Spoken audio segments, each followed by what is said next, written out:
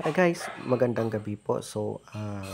Kakatapos lang po namin prosesyon at magduaw po sa bayan ng Uton. So ayan, nakikita niyo naman po kanina yung ganap.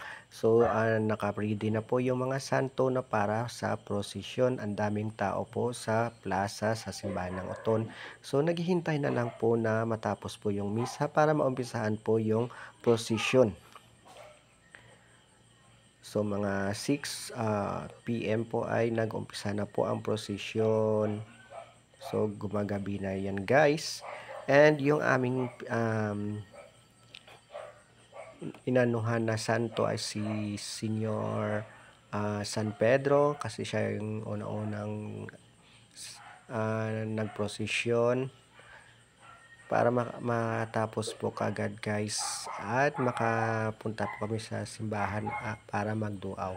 Then nakarating na po kami sa may simbahan ng Uton. Ayan, sa taas po si Mama Mary po yan. Nakapasok na po kami sa loob ng simbahan para magduaw. Yung duaw guys is parang hahalik ka kay Hesukristo.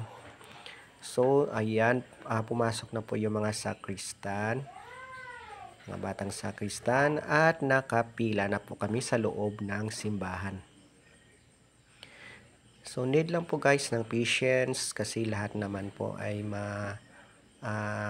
kakaano po sa kay makakaduaw at makahalik po sa poong Hesukristo. Then sila po yung first batch at kami naman ay naghihintay ng second batch.